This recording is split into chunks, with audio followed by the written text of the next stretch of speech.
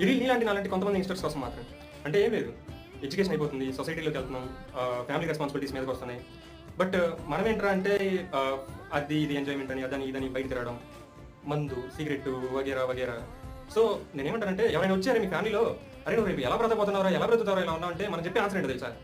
ఎలా అయినా బ్రతికేస్తా, ఏదైనా చేసేస్తా. బ్రో నిజం చెప్పు, ఎలా బ్రతకాలి, ఏం చేయాలని తెలియదు. కానీ ఏంటంటే మన మనసాక్షికి ఏదో దాటేయడం కోసం చెప్పే ఆన్సర్ ఇది. సో నేను ఏమంటానంటే నేను ఏదో తోపని చెప్పట్లేదు, బట్ నేను చెప్పేది ఏంటంటే ఎవ్రీథింగ్ ఈజ్ ఫైన్. నువ్వు తాగు, తిరుగు, వాట్ ఎవర్, బట్ ఎంతవరకు అది విత్ ఇన్ ద బౌండరీస్ ఉన్నంత వరకే అది fine. Everything should be in a balanced way. Like నువ్వు ప్లాన్ చేసుకోవాలి, కెరియర్ అంతా ఫోకస్ చేయాలి, ఆ బ్యాలెన్స్ ఉంటే ఇట్స్ ఓకే. కానీ నిజం చెప్పు, మనకు అది లేదు.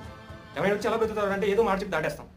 ఇదంతా నేను ఎందుకు చెప్తున్నానంటే ఈసారి వచ్చి ఎవరైనా అరే రేపు ఎలా బ్రతుకుతారో ఇలా ఉన్నావంటే నువ్వు ఎలా బ్రతకపోతున్నావో చెప్పు, నీ ప్లాన్ ఏంటో చెప్పు, ప్లాన్ చేసుకో. అంతేగాని ఎలా అయినా బ్రతికేస్తానని మాత్రం ఇంకోసారి చెప్పడం కరెక్ట్ కదన్న ఉద్దేశం.